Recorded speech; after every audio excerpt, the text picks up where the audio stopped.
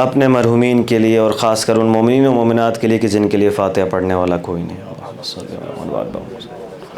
الرحمن الرحیم الحمد للہ رب العالمین الرحمن الرحیم مالک إياك نعبد وإياك نستعين اهدنا الصراط المستقيم صراط الذين أنعمت عليهم غير المغضوب عليهم ولا الضالين. بسم الله الرحمن الرحيم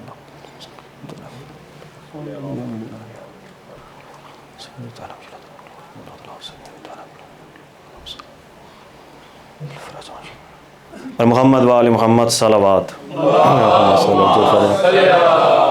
محمد وآل محمد. تھوڑا تھوڑا برادران اگر آگے تشریف لے آئیں گے تو میں ممنون ہوں گا، بعد میں آنے والے مومنین کو جگہ مل سکے.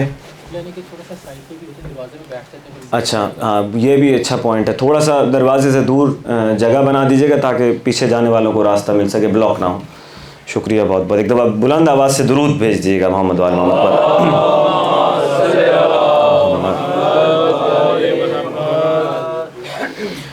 اعوذ باللہ من الشیطان الرجیم بسم اللہ الرحمن الرحیم الحمد للہ رب العالمین بارئ الخلائق اجمعین الصلاۃ والسلام علی عبد اللہ ورسولہ وحبیبہ وصفیہ وحافظ سرہ ومبلغ رسالاتہ سیدنا ونبینا ومولانا ابی القاسم محمد صلی اللہ علیہ وآلہ وسلم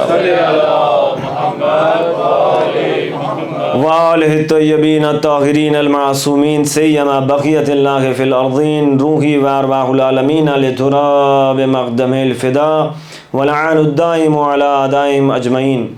شکر پروردگار عالم کا کہ ہمیں ایک دفعہ پھر مجلس حسین برپا کرنے کی توفیق نصیب ہوئی. بہرحال اس سے دعا کرتے ہیں کہ اپنے خلیفہ اور ہمارے امام کے نور کی ایک خاص کرن ہمارے شامل حال فرما. بہرحال ہمارے قلوب کو اور ہماری اس مجلس کو نور محبت و معرفت و مودت و اطاعت اہل بیت سے منور فرما دے. ایک دفعہ درود بھیج دیجیے گا محمد وآل محمد پر. آخر میں متوسل ہوتے ہیں جناب سیدہ سلام اللہ علیہ کی بارگاہ میں کہ شہزادی کونین معرفت کے سفر میں اپنے بچوں کے ذکر میں ہماری امداد فرمائیں. ایک ہدیہ درود بی بی کی بارگاہ میں.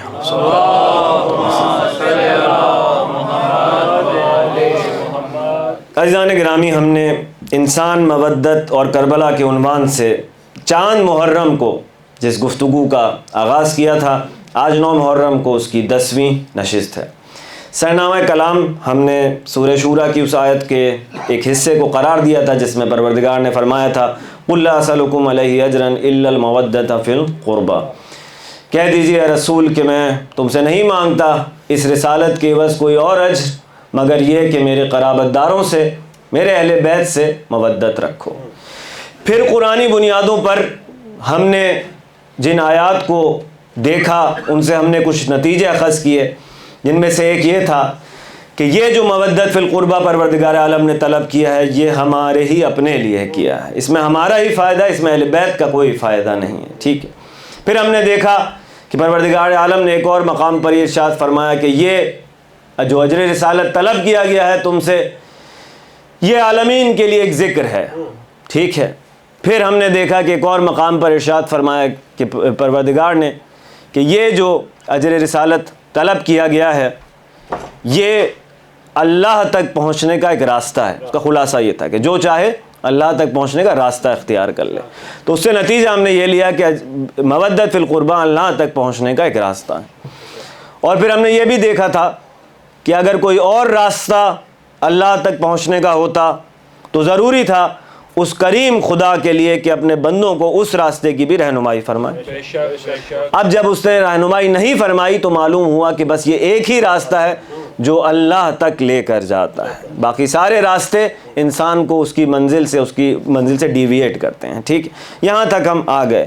پھر ہم نے دیکھا کہ پروردگار عالم نے یہ بھی ارشاد فرما دیا کہ اس آیت کریمہ کے اندر جس کے اندر ارشاد ہوا تھا کہ لا یمسہ الا المطہرون، یہ جو قرآن کریم ہے اس کی باطنی حقیقت کو صرف پاک و پاکیزہ لوگ اس تک رسائی رکھتے ہیں.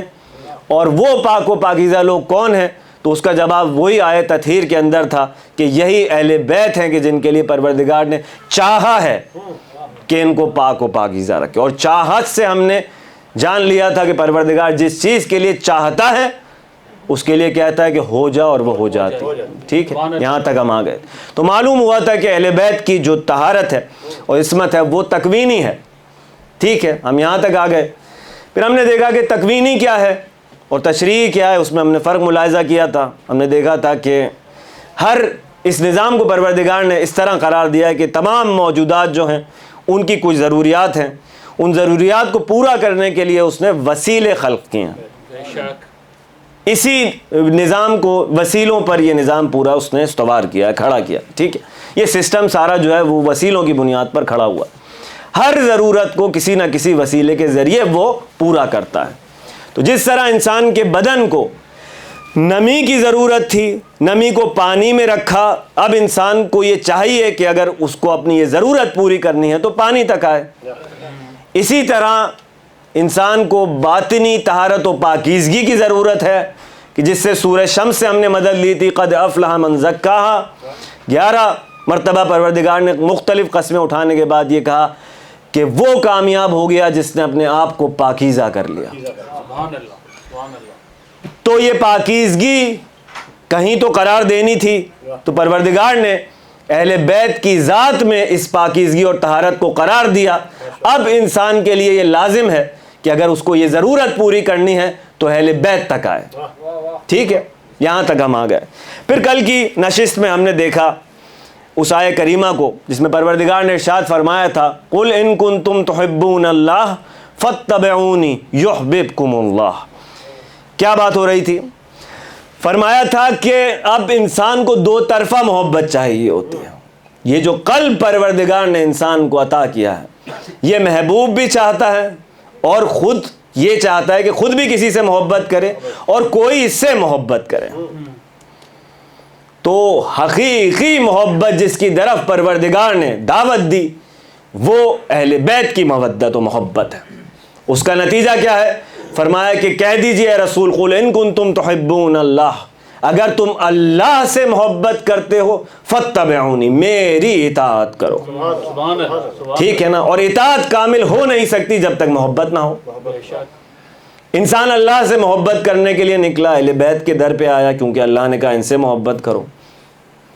نتیجہ کیا ہوا؟ یحببکم اللہ, اللہ نے اپنے بندے سے محبت کرنا شروع کر دی. ٹھیک ہے, اگر تم یہ دعویٰ کرتے ہو کہ تم اللہ سے محبت کرتے ہو تو میری اطاعت کرو, نتیجہ کیا ہے کہ اللہ تم سے محبت کرے.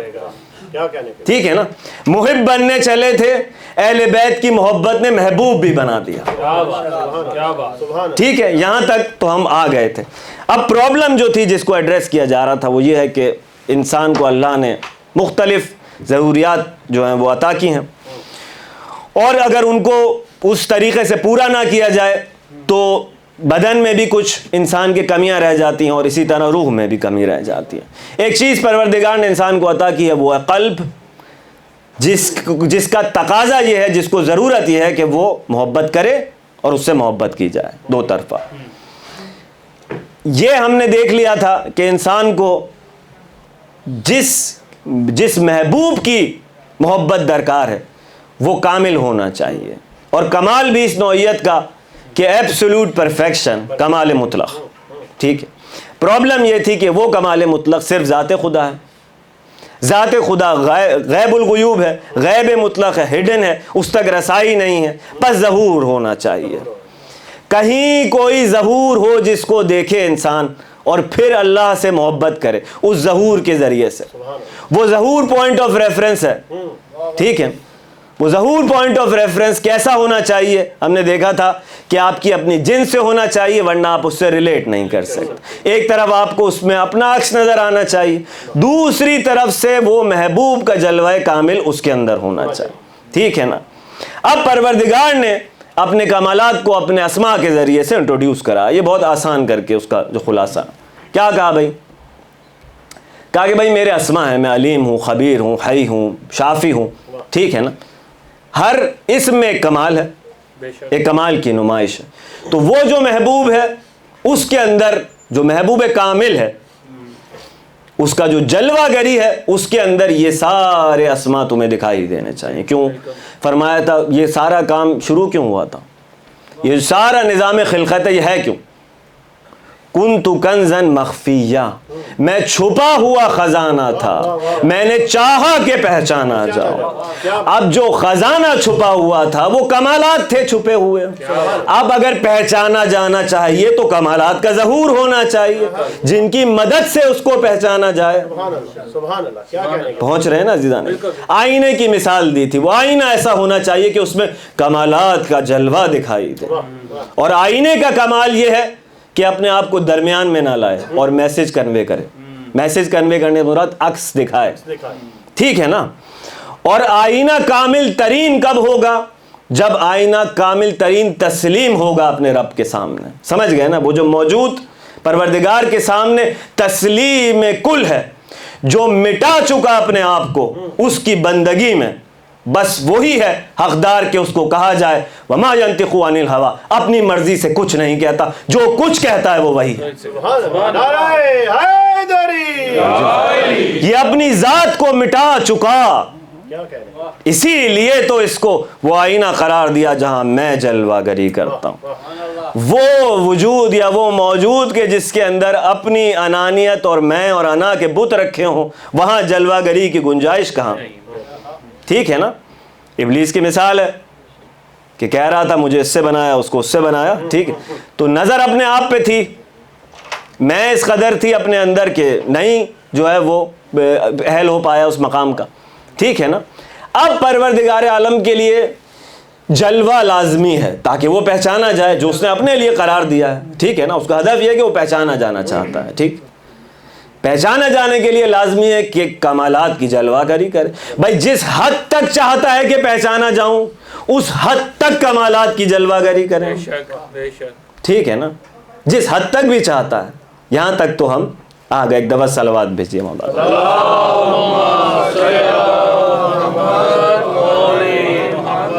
کمالات کو انٹروڈیوس کروا دیا اپنے اسماء کے ذریعے سے۔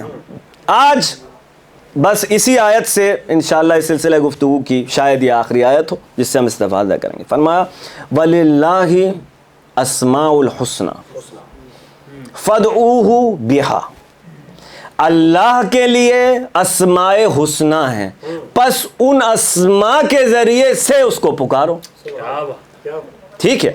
اب ہم نے کہہ دیا کہ کمالات اسماء ہیں، مثلا خلاصتاً سادہ ترین الفاظ میں، اور وہ اسماء کہیں جلوہ گر ہونے چاہیے، ٹھیک ہے نا؟ ان اسماء تک جو رجوع ہے وہ رجوع ہے اللہ تک رجوع، ٹھیک ہے نا؟ اب عیسیٰ کی مثال ہم نے دی تھی کہ وہ اب ایک اسم ہے پروردگار کا شافی، ایک کمال ہے اس کا، دے دیا عیسیٰ کو، اب عیسیٰ شفا دیتے ہیں جا رہے ہیں، جس کو بھی مبروز دیکھا اس کو شفا دے دی، ٹھیک ہے؟ کوئی اور بیمار دیکھا اس کو شفا دے دی۔ ایک اسم ہے اس کا حی، حیات دینے والا، ٹھیک ہے؟ اب کہہ دیا مردے کو کہ کھڑا ہو جا، کھڑا ہو گیا، کیوں؟ اللہ نے اپنا اسم ان کی ذات میں رکھ دیا۔ یہ اسماء کی تعلیم جو آدم کو دی گئی تھی، وَعَلَّمَ آدَمَ الْأَسْمَاءَ كُلَّهَا، یہ وہ نہیں ہے کہ کوئی بھی یاد کر لے تو وہ صاحب کمال ہو جائے گا، نہیں، کچھ میرٹ اس نے پروف کیا ہے تو اس کی ذات میں ہم نے یہ رکھ دیا ہے، ٹھیک ہے نا؟ یہی اصول ہے، قاعدہ ہے۔ اے فاطمہ زہرا، آپ پر سلام ہو کہ آپ اس امتحان میں کامیاب رہیں جو خلقت سے پہلے اللہ نے لیا تھا۔ اللہ اکبر، ایک دفعہ درود بھیجیے محمد آل محمد پر۔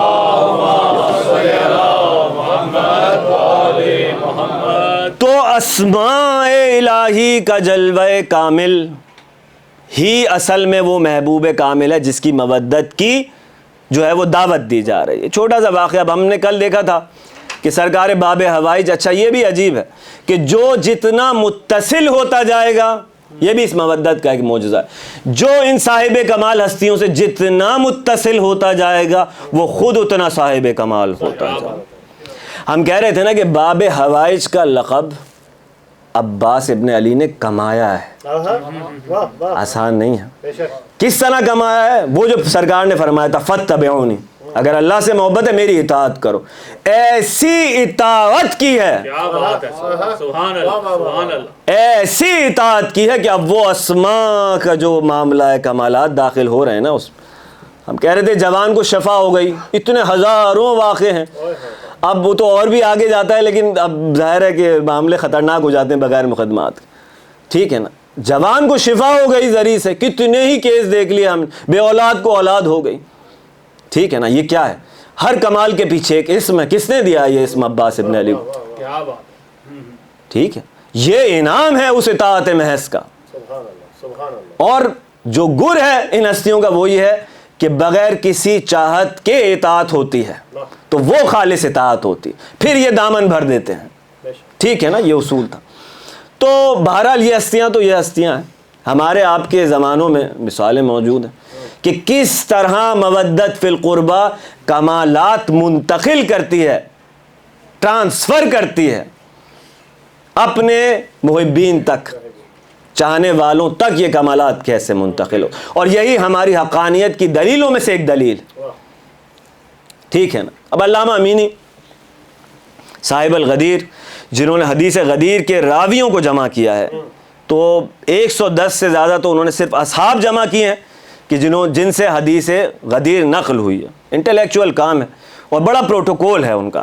الغدیر ایک عالم دین اصفہان کے غالباً تھے یا خوزستان کے تھے غالباً، اب صحیح سے یاد نہیں آ رہا. انہوں نے جو ہے وہ دیکھا کہ عالم رویہ میں دیکھا کہ میدان حشر ہے اور حوض کوثر ہے، جناب امیر کھڑے ہوئے ہیں، سرکار کھڑے، جناب امیر کھڑے، اور آنے والوں کو جو ہے وہ میرٹ والوں کو پانی پلایا جا رہا ہے، مل رہا ہے پانی، مل رہا ہے.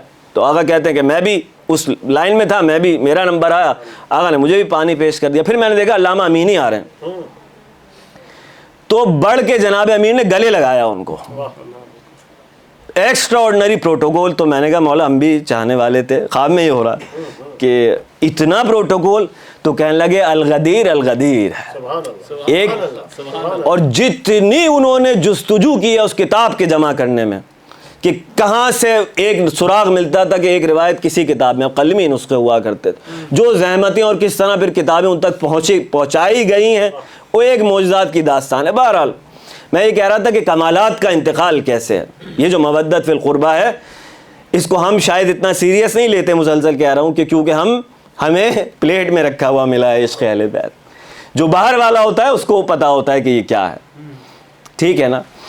تو اب یہ علامہ امینی ظاہر ہے مشہور ہے کہ اہل بیت کے بے مثال عاشق ہیں. ایک دفعہ درود بھیج دیے گا محمد وال محمد.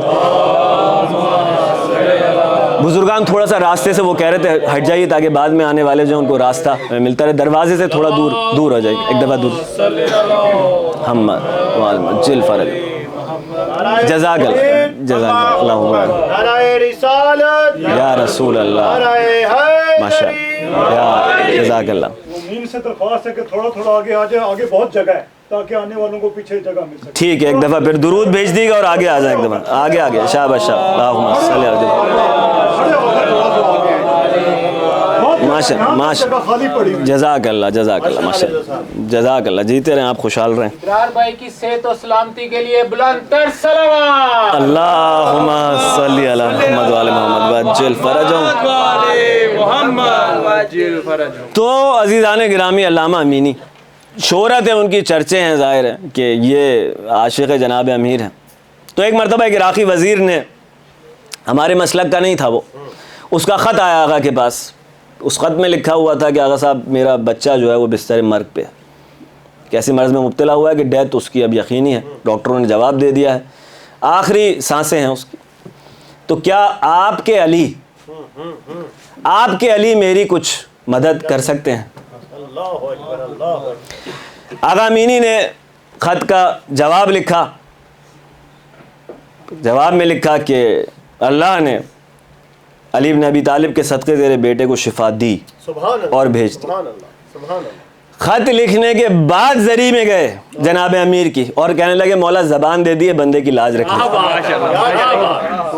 دیکھیں عزیزان گرامی، اے دری کس یقین کی منزل پہ تھا وہ. وہاں وہ بچہ کھڑا ہو گیا بستر سے اور ارد گرد دیکھ رہا ہے کہ میرے ارد گرد اتنے لوگ کیوں جمع ہیں، میں تو بالکل ٹھیک ہوں. ایک دفعہ درود بھیج دیے گا محمد والے محمد پر. تو عزیزان گرامی، نکات تو ظاہر ہے بہت ہیں، لیکن میں چاہ رہا تھا مسلسل کہ آپ کو کچھ ایسی چیزیں ہدیہ کرتا جاؤں جو نارملی ممبر سے بیان نہیں ہوتی معمولاً. تو مسلسل میں تھوڑا سا تاریخ سے بھی جو ہے وہ دوستوں کی آشنائی کرواتا جا رہا ہوں، اور جتنی توجہ سے آپ سن رہے تھے تو میں اور زیادہ جو ہے وہ موٹیویٹ ہو رہا ہوں کہ یہ دینی چاہیے چیزیں، تاکہ کربلا کا پس منظر واضح ہو اور شہدائے کربلا کی عظمت بھی اور سامنے واضح ہو کر آئے کہ کیا سمجھ رہے تھے وہ اپنے زمانے کو. ٹھیک ہے نا؟ تو عزیزان گرامی، تاریخی لحاظ سے ہم نے جو ہے وہ ہمیں اشارے ملتے ہیں. مثلا قرآن نے ایک اشارہ کیا کہ ایک خواب ہم نے سرکار کو دکھایا تھا. سرکار بہت زیادہ جو ہے وہ اداس تھے اس خواب کو دیکھنے کے بعد. اس میں اشارہ کیا ہے کہ بھائی آپ کی جو ممبروں پہ آپ کے بعد کون بیٹھے گا اور کیا ہوگا آپ کے جاننے کے بعد. یا قرآن کریم نے کہیں اشارہ دیا کہ کیا رسول، اگر رسول مارے جائیں یا وفات پا جائیں تو تم الٹے پاؤں پلٹ جاؤ گے. ٹھیک ہے نا؟ یا آپ نے حدیث سن رکھی کہ جو اپنے زمانے کی امام کی معرفت کے بغیر مر گیا وہ جاہلیت کی موت مرا. ٹھیک ہے، سب نے سن رکھی. اچھا، یہ بھی عجیب نکتہ ہے، چلیں یہ بھی لے جائیے تبرکن. اب علامہ امینی کو ایک محفل میں بلایا گیا. اچھا، انہوں نے کہا کہ سمجھ گئے تھے وہ کہ دوستوں نے جو محفل رکھی ہے اس میں وہ سارے جمع ہوں گے اور میں اکیلا علی والا ہوں گا. تو انہوں نے کہا کہ پہلے تردد کیا، ایکسیپٹ کرنے میں ریزسٹنس کی کہ نہیں ضرورت نہیں. انہوں نے کہا نہیں آئیں، آپ تشریف لائیں. بڑا اصرار کیا. تو انہوں نے کہا ٹھیک ہے آؤں گا، لیکن پھر کوئی بات نہیں کرے گا. ٹھیک ہے، بس جو آپ نے دعوت رکھی ہے، دعوت ضیافت ہوگی، اس کے بعد سب محفل. انہوں نے کہا ٹھیک ہے آغا صاحب صحیح ہے. بہرحال آ گئے سب اور بیٹھے تو پھر انہوں نے کہا آغا صاحب اب ایسا ہے کہ محدثین بیٹھے ہوئے ہیں اور ایسے کہ جن کو حافظ کہا جاتا ہے حدیث کا، اور حدیث کا حفظ کرنے کا مطلب ہے کتنی لاکھ احادیث اس کو حفظ ہیں مثلا. ٹھیک ہے، ایک تعداد مقرر ہے. انہوں نے کہا یہ آئے میں ہزاروں لاکھوں حدیثیں ان کو حفظ ہیں. تو اب محفل میں ایک ایک حدیث بیان ہو جائے. اب آغا صاحب سمجھ رہے ہیں ظاہر ہے کہ یہ انہوں نے سیٹ اپ جو ہے وہ کیا کیوں تھا. آغا صاحب کو اکیلا گھیر کے جو ہے وہ لاجواب کرنا ہے، کچھ کرنا ہے. بہرحال انہوں نے کہا سب سنائیں. ٹھیک ہے، آغا صاحب کی اپنی باری آئی تو انہوں نے کہا اچھا میں بھی ایک حدیث سناتا ہوں. یہی حدیث سنائی. سب نے سن رکھی ہے، حافظ بیٹھے ہوئے حدیث کی. کیا حدیث ہے؟ انہوں نے کہا یہ حدیث کہ جو اپنے زمانے کے امام کو پہچانے بغیر دنیا سے چلا جائے وہ جاہلیت کی موت مرا.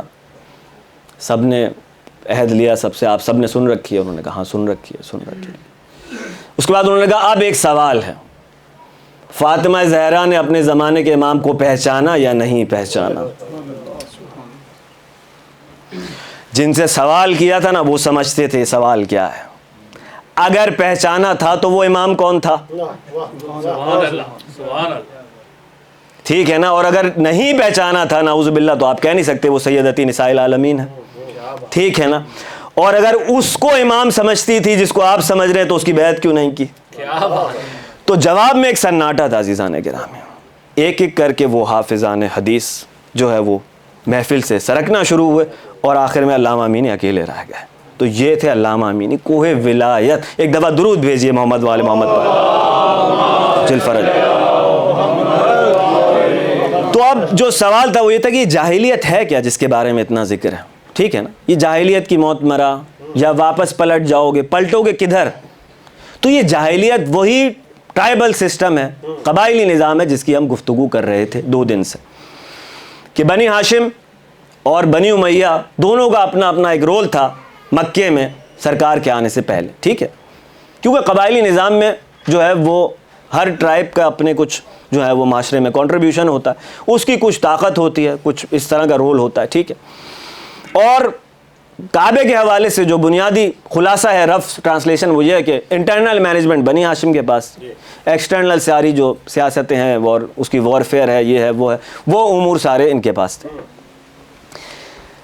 ایک دفعہ عزیزان گرامی دروازے سے تھوڑا دور ہٹ جائیں، مسلسل یہ اعلان اس لیے کر رہا ہوں کہ بعد میں اگر مومنین آئیں تو جگہ مل جائے. جیسے پیچھے جگہ ہے نا تو وہ کہہ رہے تھے کہ راستہ بند نہ ہو، منتظمین کی گزارش ہے. ایک دفعہ درود بھیجیے محمد والے محمد پر. جزاک اللہ، شکریہ بہت بہت. تو جب سرکار تشریف لے آئے اور انہوں نے جو ہے وہ دعوت دینا شروع کی تو یہ جو بنی امیہ تھے انہوں نے کس طرح دیکھا اس معاملے کو؟ انہوں نے دیکھا کہ اچھا اب یہ ساری پاور نعوذ باللہ خود بنی ہاشم میں جمع کر رہا. سمجھ رہے ہیں آپ؟ وہ اسی قبائلی اینک سے دیکھ رہا ہے معاملے کو، ٹھیک ہے. آخری وقت تک ہم نے ذکر کیا کہ زور لگایا ابو سفیان نے، اور بار بار مکے میں تھے تو سارا زور لگاتا رہا، بہرحال پروردگار کو بچانا مقصود تھا. مدینے میں لشکر لے کر آتا رہا، بدر ہوئی، احد ہوئی، خندق ہوئی. جناب امیر کا کردار ہم نے کل دیکھا، اور جب اس نے تلوار کی دھمکی دی تو مولا نے کیا فرمایا کہ آج بھی وہی تلوار میرے پاس ہے جس سے ایک دن میں تیرے بھائی، ماموں اور نانا کو جہنم میں پہنچا چکا. ٹھیک ہے، اب یہ سب چیزیں ہم کل دیکھ چکے، صحیح ہے نا. تو وہ جو یزید کے اشعار تھے وہ بھی ہم سمجھ رہے تھے کہ نہ کوئی فرشتہ آیا تھا، نہ کوئی نعوذ باللہ کتاب اتری تھی، سارا کیونکہ وہ اسی قبائلی پس منظر میں دیکھ رہا تھا. اب سارا ہدف کیا تھا؟ ٹھیک ہے نا، فتح مکہ ہو گئی، یہ قیدی بن کر آئے، سامنے غلام تھے، یہ اسٹیٹس غلام کا تھا، سرکار نے آزاد کر دیا. فَذْهَبُوا أَنْتُمُ الطُّلَقَاء، جاؤ تم سب آزاد ہو. ٹھیک ہے، آزاد ہو گئے، آزاد شدہ غلام ہو. پھر خدا کا کرنا ایسا ہوا کہ بڑی بڑی پوسٹوں پہ نظر آئے بعد میں تاریخ کو، جو کہ خود ایک میں نے کہا تھا ریسرچ کویشچن ہے کہ جو سرکار کے آخری 2 سالوں میں بزور مجبوراً وہ کیسے اتنے اوپر. تو یہ بہرحال ریسرچ کویشچن تھا. اب نتیجہ کیا ہے عزیزان گرامی؟ 2 یا 3 روایتیں، ان سے نتیجے لیں گے. اب یہ جو ابو سفیان ہے، میں نے کہا آپ سے کہ یہ کوشش کرتا رہا آخری وقت تک، اور جب اس کو پتہ لگا سرکار لشکر لے کے آ رہے ہیں، 8 ہجری ہو گیا، 2 ہجری میں بدر ہوئی، 3 ہجری میں احد ہوئی، 5 ہجری میں خندق ہوئی، باقی جنگیں یہودیوں کے ساتھ ساز باز یہ وہ، ٹھیک ہے، ایڑی چوٹی کا زور لگا دیا، بڑے سے بڑا پہلوان لے آیا، ٹھیک ہے نا، نہیں کامیاب ہوا. اور سب سے زیادہ کینہ جو تھا وہ جناب امیر سے تھا، کیونکہ سب سے جو چوٹی کے پہلوان تھے مولا مار دیتے تھے ان، جن کے سامنے کوئی نہیں آ رہا ہوتا تھا مولا آ جاتے تھے. اس لیے فرمایا تھا کہ ہم وہ ہیں جن کے سہارے اسلام گھٹنے ٹیک کر کھڑا ہوا. حق یہی تھا عزیزان گرامی، حق یہی تھا. بہرحال وہ علی چلا گیا کہیں بیک گراؤنڈ میں، جو ہمیشہ فرنٹ پہ ہوتا تھا پہلے، اس میں جب دین کو ضرورت ہو. یہ بھی ایک ریسرچ کویشچن ہے، ڈھونڈیں اب لوگ کیوں. بہرحال اب عزیزان گرامی جو نتیجہ ہے، ایک محفل میں یہ ابو سفیان کہتا ہے کہ اب یہ خلافت کی گیند آ گئی ہے تم بنی امیہ کے پاس، ٹھیک ہے نا، اب اس کو آپس میں ہی سرکاتے رہنا، یہ سوائے بادشاہت کے کچھ نہیں ہے، اور نہ ہی جنت کا کوئی وجود ہے اور نہ ہی جہنم. عقیدہ تو سمجھ میں آ گیا. ایک روایت ہو گئی. دوسری، اگلی نسل پہ آتے ہیں.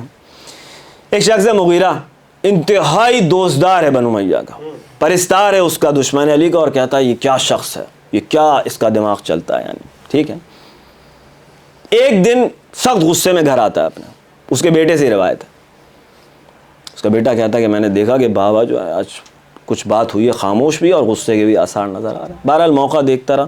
ایک دفعہ کہنے لگا کہ آپ ابا حضور آپ کی آج جو ہے وہ طبیعت کچھ بدلی ہوئی معلوم ہو رہی. اس نے کہا کہ ایک میں کائنات کے پسترین شخص سے آ رہا ہوں، اچھا پاس سے آ رہا ہوں. تو اتنا بڑا جو فین ہے اچانک وہ بھی چونک گیا کہ اس کو کیا ہوں، پسترین شخص سے. اس نے کہا بھائی کیا ہوا بابا، آپ بتائیے مجھے. کہنے لگے کہ آج ہم ایک محفل میں تھے دربار میں. میں نے کہا یار اب وہی ہے کہ قبائلی نظام زندہ ہے ابھی تک ان کے ذہنوں میں نا، ٹھیک ہے. تو میں نے کہا کہ اتنی دشمنی تو نے کر لی بنی ہاشم سے، ٹھیک ہے، اب ساری طاقت تو جمع کر چکا، اب ہاتھ اٹھا لے. مطلب ان کے پاس، ان کو تو فخر میں مبتلا کرتا ہے، ہر طرح سے ان کے دروازے بند کرتا ہے، ٹھیک ہے نا. ان کو کتنی مشکلات و پریشانی میں تو نے مبتلا کیا، بس ہے دیگه ہو گیا، ختم، پاور جمع ہو گئی، تو بادشاہ بن کے بیٹھا ہوا یہاں پہ شام میں، ہو گیا. تو اس نے کہا کہ کچھ نام لینے شروع کیے کہ نہیں ابھی نہیں، دیکھ وہ آیا وہ چلا گیا، وہ آیا وہ چلا گیا، وہ آیا، ٹھیک ہے مصلحتاً نہیں لے رہا نام. اذان ہوتی ہے نا 5 دفعہ یا ان کے حساب سے. تو اس نے کہا کہ یہ ایک نام ہے جو زندہ رہتا ہے، محمد رسول اللہ صلی اللہ علیہ وسلم، ٹھیک ہے. دیکھ اتنی بڑی بڑی شخصیتیں میرے قبیلے کی آ کے چلی گئیں، لیکن یہ نام باقی رہتا ہے جب تک اس نام کو نہیں مٹا لوں گا.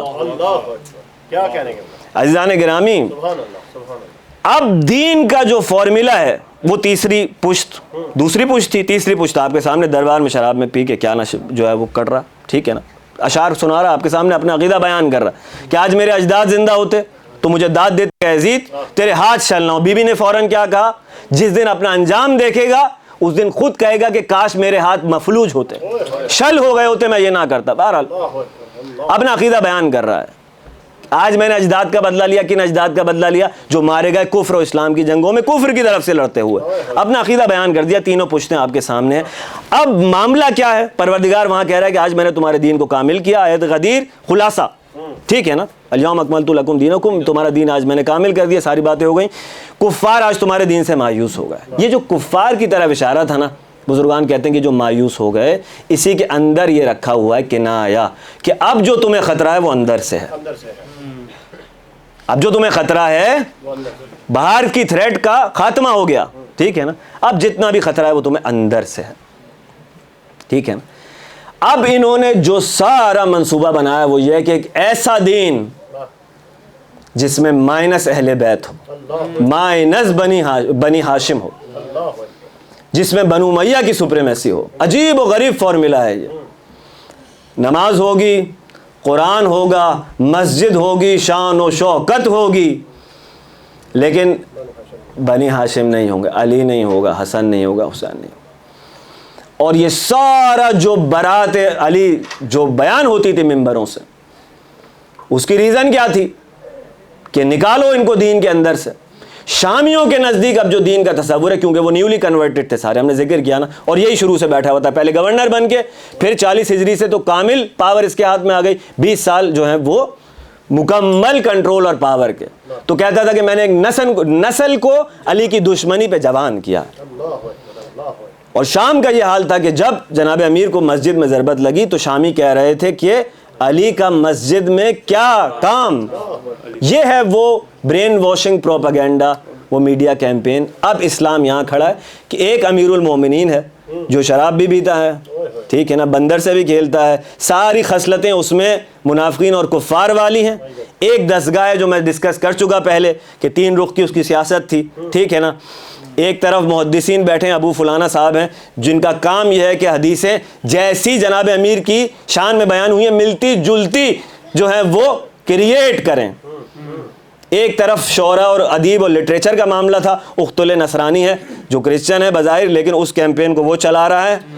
تو یہ اتنے رومن امپائر سے جو سارے اس کے تعلقات تھے, اس کی ریزن کیا تھی عزیزان گرامی؟ یہ سارے ریسرچ کوسچن ہیں جو آپ بعد میں دیکھیں, ابھی اتنا ٹائم. آخری راس الجالوت ہے جو مفسران کی کیمپین کو ہیڈ کرتا ہے, جو راس الجالوت یہودی کے حساب سے تفسیر کرتے ہیں قرآن کریم. اب یہ دین ہے مائنس اہل بیت, سمجھ رہے ہیں آپ؟ اس دین کو جو کہ جس کا ظاہر ہے, جب مروان کہتا ہے سرکار امام حسین سے, جب وہ نکل رہے ہیں 28 رجب کو, تو دن میں ملاقات کر کے کہتا ہے کہ آپ بیعت کر لیجئے, اسی میں آپ کی بھلائی ہے. صحیح ہے. مولا فرماتے ہیں کہ اگر یزید جیسا حاکم ہو اسلام کا تو اسلام کی فاتحہ پڑھ لینی چاہیے. سمجھ میں آ رہی ہے کہ مولا کیا دیکھ رہے ہیں, کیا دیکھ رہے ہیں مولا. اور میں کہہ رہا تھا کہ وہ جو مولا کے سچے جانثار تھے وہ سمجھ رہے تھے کہ اسلام کو کس بند گلی میں لے کر آ گئی, یہ بن گئی. اب ایسا لگ رہا ہے کہ یہ ایسا ہمیشہ چلتا رہے گا, یہ بنو امیہ کے ہاتھ میں محشر تک یہ طاقت رہے گی, اور کوئی اسلام کے لیے راہ نجات نہیں ہے. یہی اسلام کا ورژن ہے جو دنیا میں رائج رہے گا. یہ جو آج تک مشکلات ہیں نا, اہل بیت کے حوالے سے نہیں, خود سرکار کے حوالے سے, کہ ان کا مرتبہ نہیں صحیح سے سامنے آتا, ہم جیسا ہم جیسا ہم جیسا. یہ کیوں ہے عزیزان گرامی؟ اگر سرکار کو نیچے لایا جائے گا, اہل بیت خود بخود نیچے آ جائیں گے. اس کا ریشہ کہاں ملے گا؟ کبھی آپ کو زندگی میں وقت ملے تو وہ خط و کتابت دیکھیے گا جو دشمن علی اور علی کے درمیان ہوئی, ٹھیک ہے نا.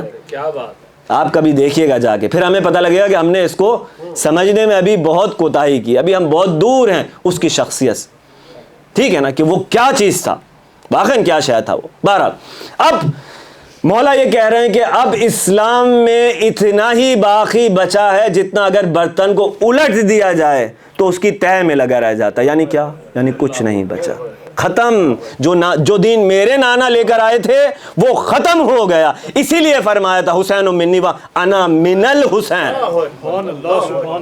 میں حسین سے ہوں. تو یہ کیسے حسین مجھ سے ہے تو سمجھ میں آ گیا کہ نانا نواسے کا رشتہ, میں حسین سے ہوں عاشور کے بعد سمجھ میں آیا کہ اب جو میں ہوں وہ اس کی وجہ سے ہوں, ورنہ انہوں نے مٹا دینا تھا دین کو.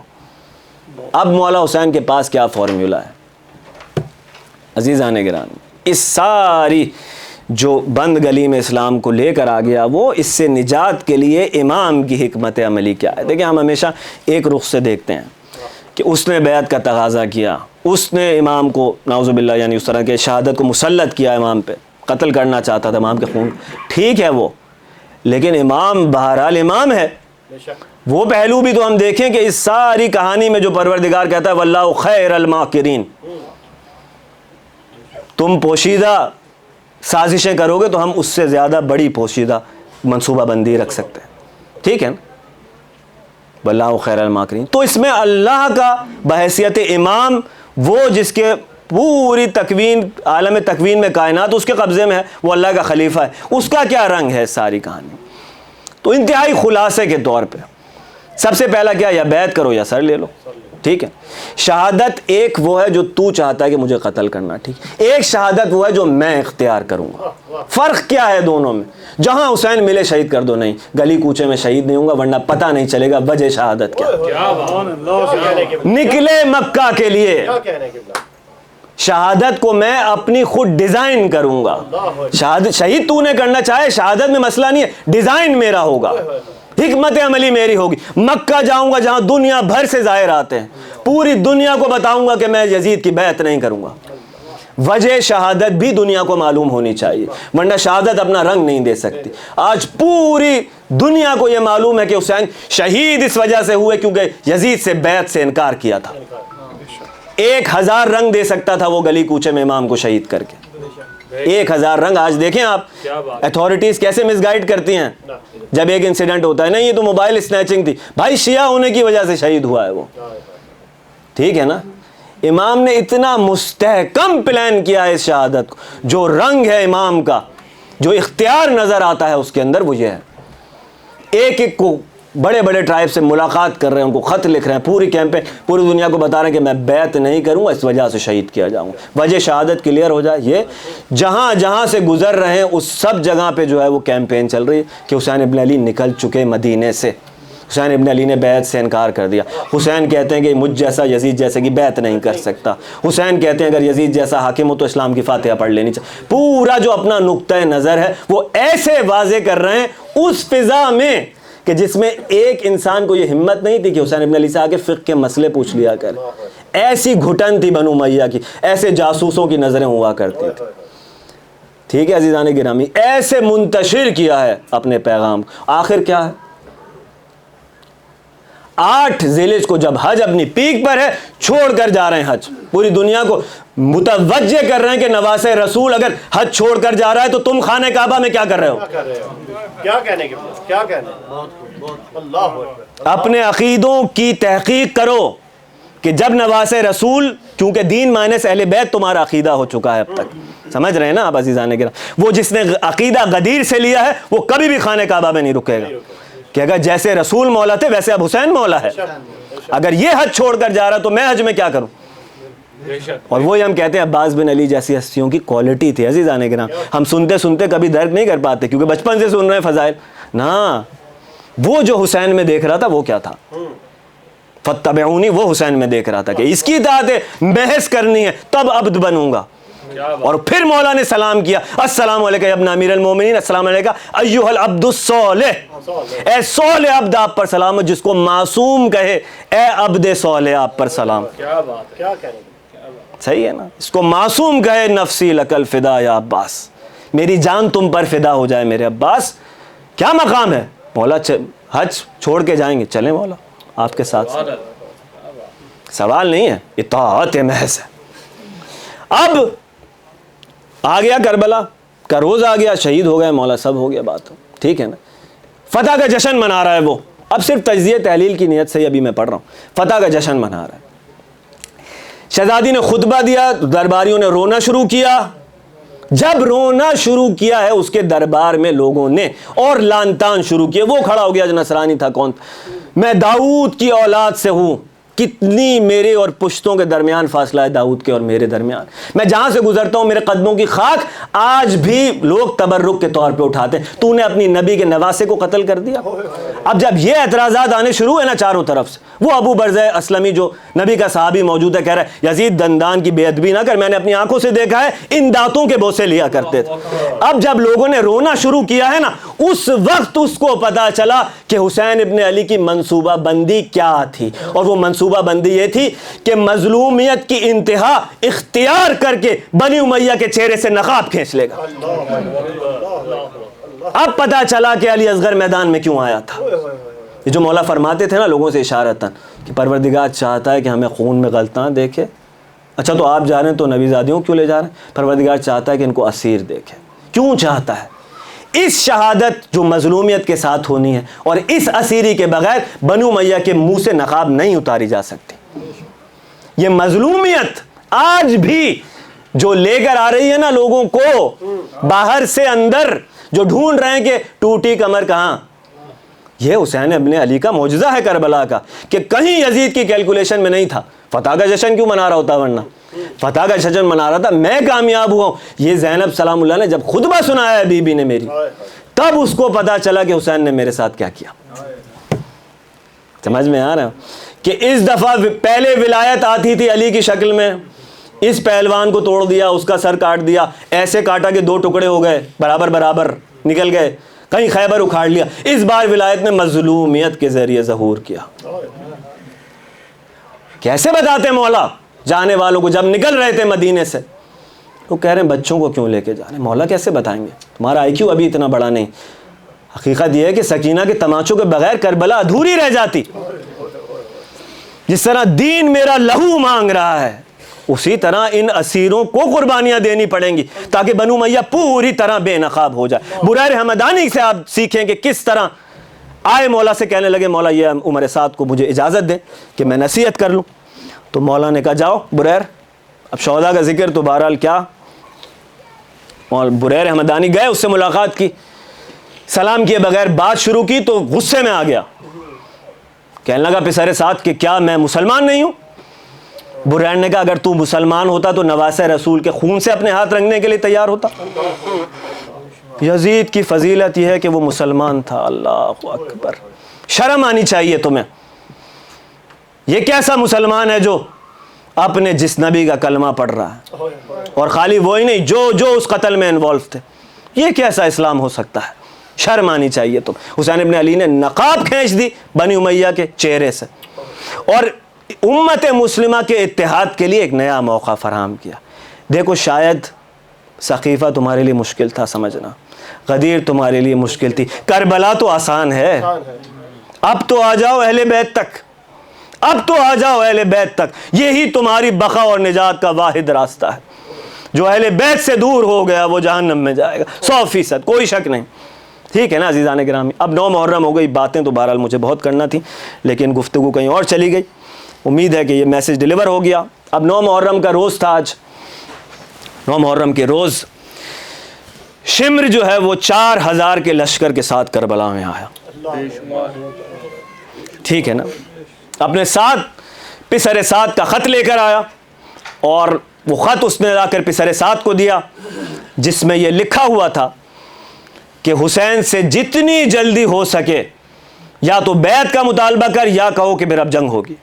اب اس لڑائی کو مزید طول مت دینا، اور اگر تو سمجھتا ہے کہ تو اس کام کو نہیں کر سکتا تو فوراً لشکر کی کمان شمر کے حوالے کر دے. ٹھیک ہے؟ اب بریر نے جب اس کو نصیحت کی تھی نا عزیزان کرام، اس نے جواب وہی دیا تھا. کیا دیا تھا؟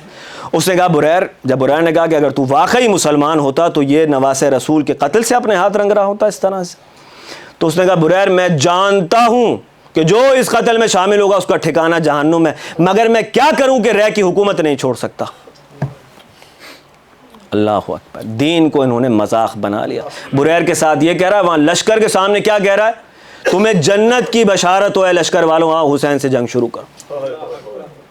پھر کہہ رہا ہے پہلا تیر میں چلا رہا ہوں، امیر کے سامنے گواہی دینا. دیکھیں آپ عزیزان کرام، اب 1 منٹ اور رک جائیں تو ہم فتح حسین دیکھیں کہ اس میں کیا تھی.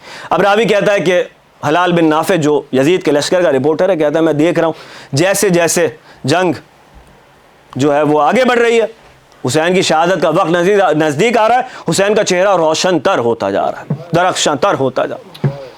یہاں پہ عزیزان گرامی نکتہ ہے. وہ نکتہ یہ ہے کہ کیا ہے جو ایسے ہی انجام پانا چاہیے تھا کہ جیسے انجام پا رہا ہے. ایک منصوبہ یزید کا تھا، ایک منصوبہ حسین ابن علی کا تھا. ٹھیک ہے نا؟ تو نتیجہ بہرحال اس کا یہ تھا. آخری ایک نکتہ اور لے لیجئے چلے کہ جیسے ہی اس نے دیکھا کہ دربار کے اب حالات بدل گئے ہیں تو فوراً کہنے لگا ابن زیاد نے جلدی کی، میں تو نہیں چاہتا تھا کہ حسین قتل کیے جائیں. ابن زیاد کو جب یہ معلوم ہوا تو وہ پیچ و تاب کھانے لگا، سمجھ گیا کہ یہ سارا ملبہ میرے اوپر ڈال رہا. ہوا کیا، بنی امیہ اپنی طاقت کی پیک پر تھے. یہ اچانک ڈیفینسو ہونے کی ضرورت کیسے پیش آ گئی؟ عاشورہ نے ظہور کر دیا. عاشورہ اب تک مبہم تھا جب تک بی بی دربار میں نہیں آئی تھی. ٹھیک ہے نا، دربار میں بی بی آئی تو پتہ چلا کہ ہوا کیا ہے، فتح کس کی ہوئی، کون اپنے منصوبے پر عمل کرتا رہا، الہی منصوبے پر، اور ہم نہیں سمجھ سکے. کہنے لگا ابن سعد، ایک جلسے میں اس کو طلب کیا. عبید اللہ ہے، ابن سعد ہے، اور ابن زیاد کا ایک اور بھائی ہے وہاں پر موجود. زیاد کے 2 بیٹے موجود ہیں اس جلسے. کہنے لگا پسر سعد، وہ جو فرمان میں نے تجھے حسین کے قتل کا دیا تھا وہ ذرا مجھے لوٹا دے. ابن سعد بھی سمجھ گیا کہ یہ اب ملبہ مجھ پہ رکھ دے گا، جب تک اس کا فرمان ہے میرے پاس ثبوت ہے کہ اس کا حکم تھا. سمجھ رہے ہیں آپ؟ ساری کہانی کا عزیزان گرامی لب لباب کیا ہے؟ لب لباب یہ ہے کہ خوف خدا نہیں ہے، لوگوں کا خوف ہے کہ لوگ تھو تھو کریں گے کہ تو نے کس خون سے اپنے ہاتھ رنگے. جتنا بھی خوف ہے اپنے سیاسی کیریئر اور سیاسی قوت کا خوف ہے. دیکھ رہے ہیں آپ، فرمان کس کو دکھانا ہے؟ اگر تو واقعی پشیمان ہوتا تو توبہ کر، کم از کم دکھانے کے لیے صحیح نا، صرف انٹرسٹ یہ ہے کہ کسی طرح سے اس سے ہاتھ اٹھا لے. بہرحال ابن سعد نے کہا کہ وہ نامہ تو نہیں دوں گا. ٹھیک ہے نا، وہ بھی استاد تھا سیاست کا. بہرحال عزیزان گرامی، تو حکومت رہ اب شمر آ گیا اور 9 محرم کی صبح کو 4000 کا لشکر لے کر آیا اور پسر سعد کو پیغام دیا کہ امیر نے جو ہے وہ پیغام دیا ہے کہ یا حسین سے بیعت لے یا حسین سے جنگ شروع کر، اب مزید تاخیر کی گنجائش نہیں. پسر سعد نے کہا کہ خیر لشکر کی کمان تو میں تجھے نہیں دوں گا، میں ہی جو ہے وہ اس جنگ کا آغاز کروں. لشکر آراستہ کیا اور جنگ کو شروع کرنے کا حکم دے دیا. اب عزیزان گرامی جیسے ہی لشکر میں جنگ کی آمادگی شروع ہوئی، شور و غل ہوا. ایک مرتبہ سیدہ زینب سلام اللہ علیہ حسین ابن علی کی خدمت میں آئیں اور کہنے لگی بھیا ان آوازوں کو سن رہے ہوں، یہ لشکر نزدیک ہوئے جا رہے ہیں، آخر معاملہ کیا ہے؟ ایک مرتبہ مولا نے فرمایا کہ میری آنکھ لگی تھی کچھ دیر پہلے، اپنے نانا کو خواب میں دیکھا ہے، فرما رہے تھے حسین بہت جلد مجھ تک آنے والا ہے.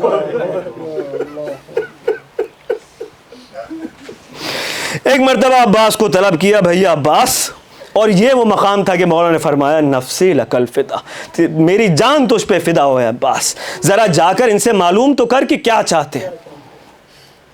عباس گئے حبیب ابن مظاہر کے ساتھ کچھ سواروں کو لے کے اور لشکر سے کلام کیا کہ کیا چاہتے ہو.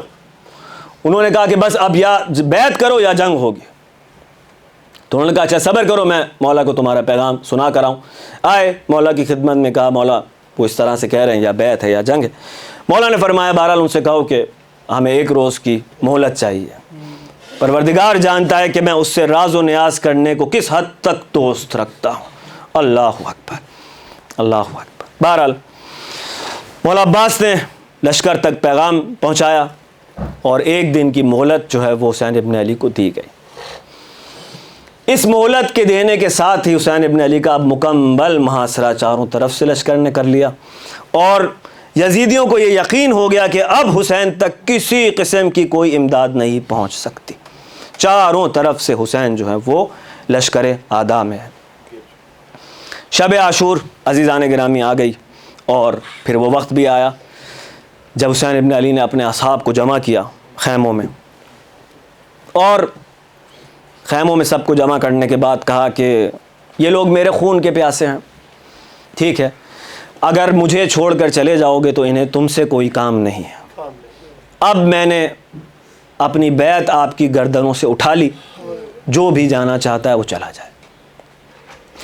کل میں نے عرض کیا تھا کہ سب سے پہلے جو کھڑا ہوا تھا وہ تھا عباس، وہ جس نے زندگی میں آج تک کوئی سوال نہیں کیا، نا اطاعت اطاعت اطاعت، اس نے ایک سوال پوری زندگی میں حسین سے کیا اور وہ اسی وقت تھا شب عاشور. جب حسین نے کہا کہ میں نے اپنی بیعت اٹھا لی، عباس کھڑا ہوا اور ایک سوال کیا، کیا آپ یہ فرما رہے ہیں کہ میں آپ کے بعد زندہ رہوں؟ کتنا بعید ہے یہ زندگی کا تصور عباس کے لیے. مولا کیا یہ فرما رہے ہیں کہ آپ کے بعد عباس زندہ رہے؟ اللہ. اس کے بعد عزیزان گرامی اصحاب کھڑے ہوئے، سب نے اپنی وفاداری کا یقین دلایا. کسی نے کہا مولا اگر مجھے قتل کیا جائے، اس کے بعد میری راکھ، میرے لاشے کو جلایا جائے، اس کی راکھ بنا کر ہوا میں اڑائی جائے، پھر زندہ کیا جاؤں، پھر مارا جاؤں، پھر جلایا جاؤں، پھر اٹھوں گا تو آپ کی نصرت سے ہاتھ نہیں اٹھاؤں. یہاں پہ پتہ چلتا ہے حسین کتنا امیر تھا. اللہ اکبر. بہرحال مولا نے فرمایا کہ میں نے اپنے اصحاب سے بہتر اصحاب نہیں دیکھے. اس کے بعد فرمایا کل تم سب شہید ہو جاؤ گے. ان کو ان کے مقامات بھی جنت میں دکھلا دیے. ٹھیک ہے عزیزان گرامی. پھر کسی ٹائم پر کسی موڑ پر امام اپنے خیمے سے نکلے قتل گاہ کی طرف، تو نافع ابن ہلال جو مولا کے ساتھ کوفے سے آ کر ملے تھے، انہوں نے دیکھا کہ مولا جا رہے ہیں قتل گاہ کی طرف. انہوں نے خطرہ محسوس کیا، مولا کے پیچھے پیچھے قتل گاہ میں چلے. دیکھا کہ امام قتل گاہ کا جائزہ لے رہے ہیں. نافع چپ چاپ پیچھے کھڑے ہو گئے. بہرحال امام کو آہٹ محسوس ہوئی نافع کی. ایک مرتبہ پیچھے مڑ کر دیکھا. کہا نافع میرے قریب آؤ. قریب آ گیا. کہا تم یہاں کیا کر رہے ہو؟ کہا مولا اس رات میں آپ تنہا جا رہے تھے، میں نے خطرہ محسوس کیا تو پیچھے پیچھے چلا آیا.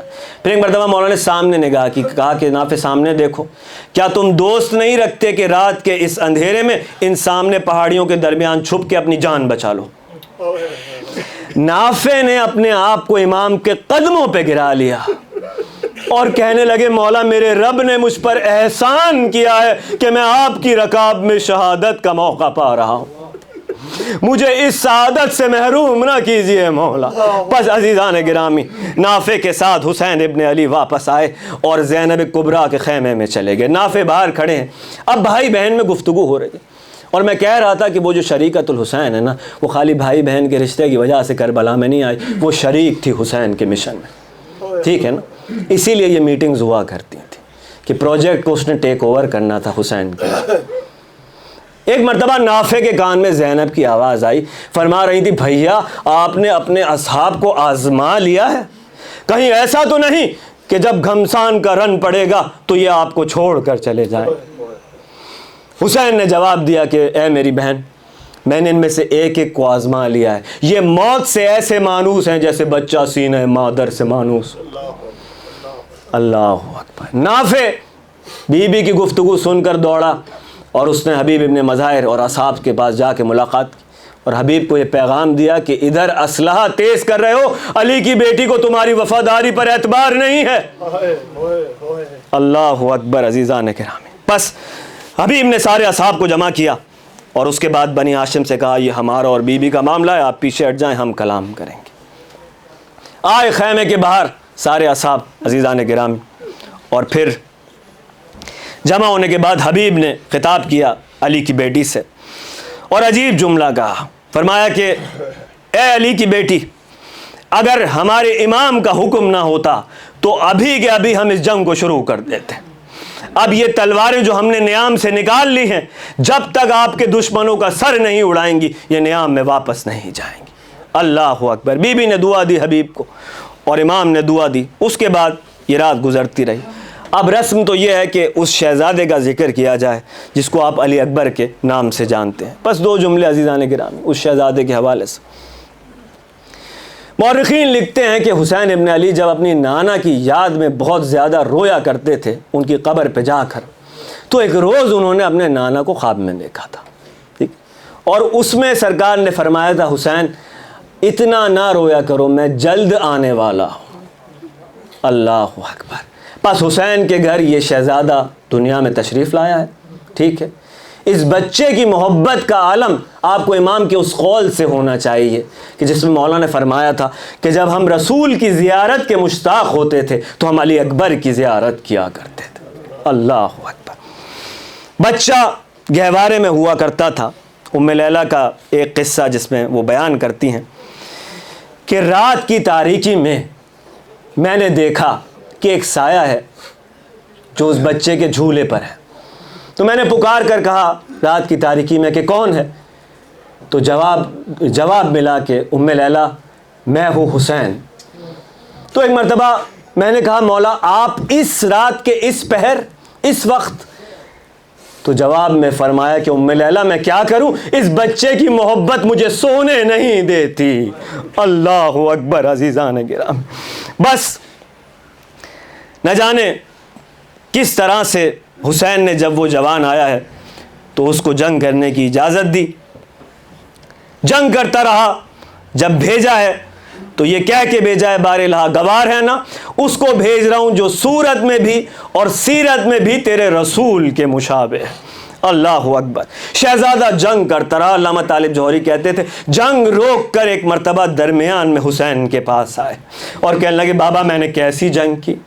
مولانا نے کہا بیٹے تو نے بہت شجاعانہ دلیرانہ جنگ کی۔ کہا بابا انعام مانگوں؟ کہا بیٹے مانگ۔ کہا بابا پیاس کی شدت نے برا حال کر رہا، اگر 2 گھونٹ پانی مل جائے۔ امام مظلوم نے اپنی انگوٹھی اتاری، کہا میرے لال اس کو منہ کے زبان کے نیچے رکھ لے، انشاءاللہ جلد تجھے ساقی کوثر سیراب کریں گے۔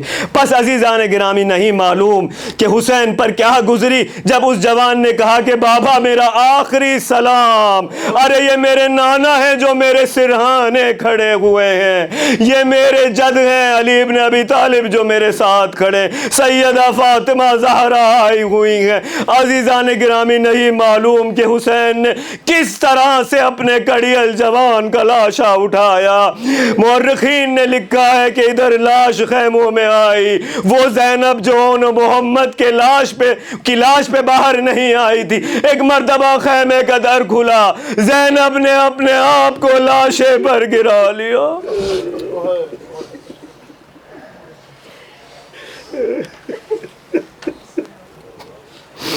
سيعلم الذين ظلموا أي منقلب ينقلبون۔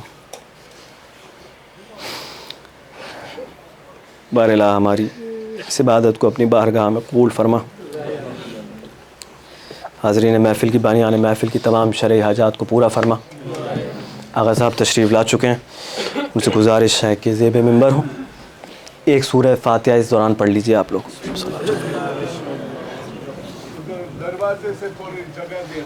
راستہ بنا دیجئے۔